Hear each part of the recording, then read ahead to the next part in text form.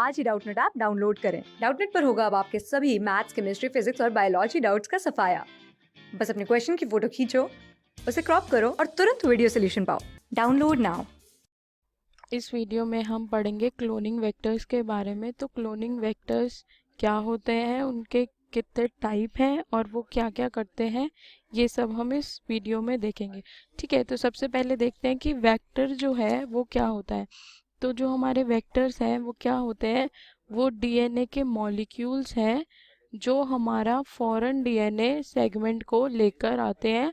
जो बाहर से डीएनए है उसको लेकर आते हैं और क्या करते हैं, हमारा जो होस्ट सेल है उसमें उसको दोबारा से ग्रो करते हैं। ठीक है, उसको रेप्लिकेट करते हैं, वो यहाँ पर आकर दोबारा से रेप्लिकेट होता है। ठीक है, अब ये जो हमारे वेक्टर्स हैं ये दो टाइप के होते हैं। कौन कौन से, ये होते हैं हमारे, एक तो प्लाज्मिड वेक्टर और दूसरा होता है हमारा बैक्टीरियोफाज वेक्टर। प्लाज्मिड वेक्टर और बैक्टीरियोफाज वेक्टर।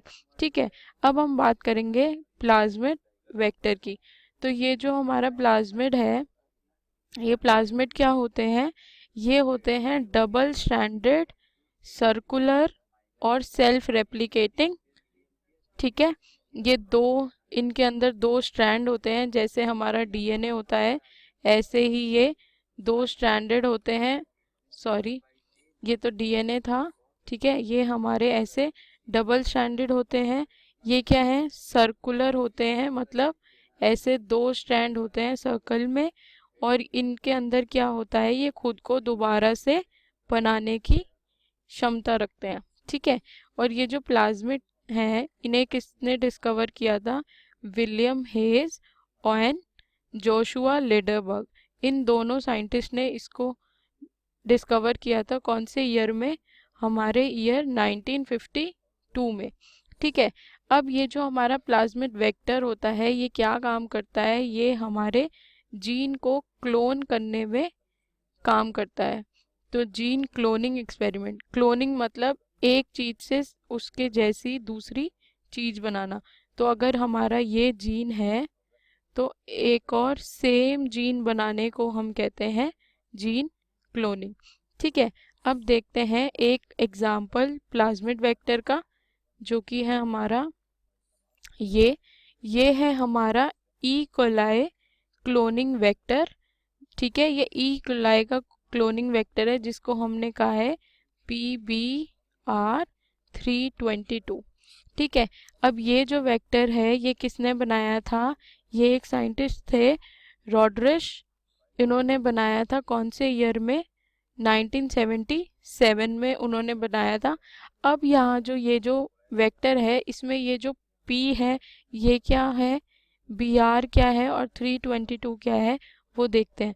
तो ये जो P है ये हमारा होता है प्लाज्मिड। P किस लिए होता है, प्लाज्मिड के लिए। अब ये जो BR है इसका क्या मतलब है, जिन्होंने इसे बनाया था ये उनके नाम पे है BR। तो B से है हमारा बॉलीवर और R से है हमारा रॉडरिश। ठीक है, अब ये जो 322 है उसका क्या मतलब है, ये जो 322 है वो है हमारा प्लाज्मिड का जो कि नंबर है, जो हम इसे प्लाज्मिड को बाकी प्लाज्मिड से अलग हो करता है। ठीक है, जिस लेबोरेटरी में ये बना है वहाँ पे और भी जो प्लाज्मिड्स बने हैं उनमें ये इसका नंबर है, सिर्फ उसको दूसरे प्लाज्मिड से अलग करने के लिए, नंबर टू डिस्टिंग्विश। ठीक है, अब ऐसे बहुत सारे और प्लाज्मिड भी होते हैं, जैसे कि हमारा हो गया PBR325, PBR327। ठीक है, ऐसे बहुत सारे और प्लाज्मिड होते हैं। तो ये जो है ये हमारा कौन सा प्लाज्मिड है, ये हमारा प्लाज्मिड वेक्टर है। ठीक है, ये हमारा कौन सा वेक्टर है, ये जो PBR322 है ये हमारा एक प्लाज्मिड वेक्टर है। ठीक है, अब इसमें देखते हैं इस प्लाज्मिड वेक्टर में क्या क्या चीजें चाहिए होती हैं इसको एक क्लोनिंग वेक्टर बनाने के लिए। ठीक है, तो सबसे पहले इसे चाहिए है क्या, ओरिजिन ऑफ रेप्लिकेशन। सबसे पहली क्या चीज़ है? ओरिजिन ऑफ रेप्लिकेशन, जिसको हम क्या कहते हैं? ओराई। ओराई क्या, यहाँ डायग्राम में देखिए, ये जो पोर्शन है ये है हमारा ओराई। ठीक है, अब ये ओराई क्या होता है? यहाँ पर जो है ये कुछ हमारे डीएनए के कुछ बेसिस होते हैं जो कि क्या करते हैं? हमारे रेप्लिकेशन को शुरू करते हैं। इस वाली जगह से जो है, इस सीक्वेंस से हमारा रेप्लिकेशन स्टार्ट होता है। तो ये क्या हुआ? ओरिजिन ऑफ रेप्लिकेशन, मतलब वो जगह जहाँ पे रेप्लिकेशन शुरू होता है। ठीक है, अब ये कैसे बनी होती है? ये कुछ specific sequence of DNA basis, कुछ स्पेसिफिक डीएनए बेसिस हैं जिनसे ये बनी है। ठीक है, अब नेक्स्ट चीज हमें क्या चाहिए होती है? यहाँ पर हमको चाहिए सेलेक्टेबल मार्कर्स। हमें मार्कर्स चाहिए, वो क्या होते हैं? वो हमारे जीन्स होते हैं जो हमें इस वेक्टर में चाहिए होते हैं ताकि हम इसको क्लोनिंग वेक्टर बना सकें। ये क्या करते हैं? ये हमारे होस्ट सेल में जहाँ पर हम ये क्लोनिंग कर रहे हैं वहाँ पर ये हमारे क्या होता है? ये हमारे उस होस्ट सेल को सेलेक्ट करने में हेल्प करते हैं ताकि हम उसे ढूंढ सकें, चूज कर सकें। और इनमें क्या होता है? इनके अंदर वेक्टर्स होते हैं।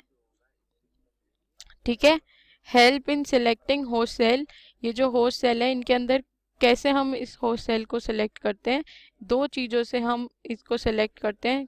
एक तो उनके अंदर वेक्टर होना चाहिए जिसको हम कहते हैं ट्रांसफॉर्मेंट्स, और दूसरा होता है उनमें नॉन ट्रांसफॉर्मेंट्स को एलिमिनेट करने की क्षमता हो। ठीक है, वो उनको अपने से बाहर निकाल सके, नॉन ट्रांसफॉर्मेंट्स को खुद से बाहर कर सके, और उनके अंदर वेक्टर्स होने ज़रूरी हैं। इसमें हमें क्या हेल्प करता है? ये हमें सिलेक्टेबल मार्कर्स बताते हैं। इनकी हेल्प से हम ये अपना होस्ट सेल चूज कर सकते हैं। ठीक है, अब ये जो हमारा ये था PBR322, इसमें दो रेजिस्टेंट जीन होते हैं, मतलब दो रेजिस्टेंट जीन होते हैं जो कि हमारे क्या करते हैं?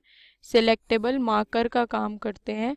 ये कौन कौन से होते हैं? एक तो होता है एम्पिसिलिन रेजिस्टेंट और दूसरा होता है टेट्रासाइक्लिन रेजिस्टेंट। ये जो है ये क्या है? हमारी एंटीबायोटिक्स। ठीक है, तो ये एंटीबायोटिक रेजिस्टेंट जीन होते हैं जो कि दो तरीके के हैं। कौन कौन से? एक तो हमारा एम्प-आर और दूसरा है हमारा टेट-आर। ये हमें हेल्प करता है अपना होस्ट सेल सिलेक्ट करने में। ठीक है, अब तीसरी चीज जो यहाँ पे इम्पोर्टेंट है वो क्या है? हमारी क्लोनिंग साइट्स। ठीक है, ये जो क्लोनिंग साइट है इसको हम रिकॉग्निशन साइट भी कहते हैं। अब ये जो क्लोनिंग साइट है ये क्या होता है? ये बहुत ही स्पेशल, बहुत अलग तरीके की साइट होती है। किनके लिए? ये जो हमारे रेस्ट्रिक्शन एंडोन्यूक्लियस हैं उनके लिए, ताकि वो इस साइट पर आए और उनको कट कर सके। ठीक है, तो ये हमारी क्लोनिंग साइट बहुत ज़रूरी है हमारे क्लोनिंग वेक्टर के अंदर। तो अब ये जो PBR 322 है, इसमें दो यूनिक साइट होती हैं हमारे। ठीक है, कौन कौन सी? एक तो हमारे एम्प-आर जीन में दो साइट हैं। कौन कौन सी?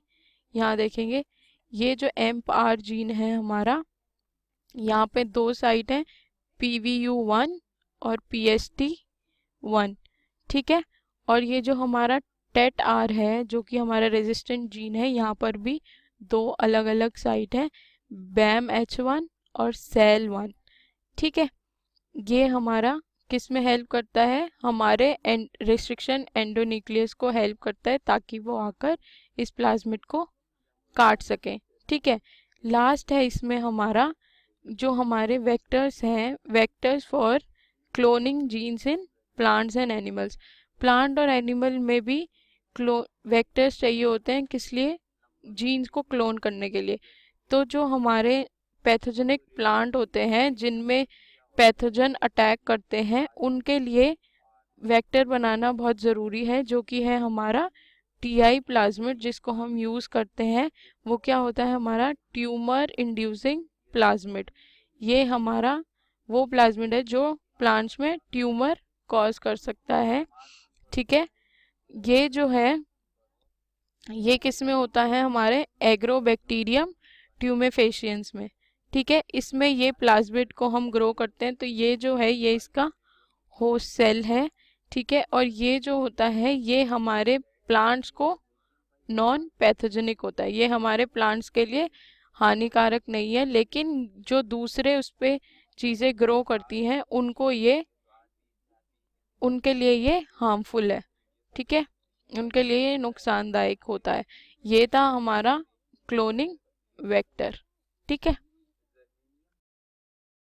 क्लास 6 से 12 से लेके नीट, IIT, जेई मेंस और एडवांस के लेवल तक 10 मिलियन से ज्यादा स्टूडेंट्स का भरोसा। आज ही डाउनलोड करें डाउटनेट ऐप या व्हाट्सएप कीजिए अपने डाउट्स 8400 400 400 पर।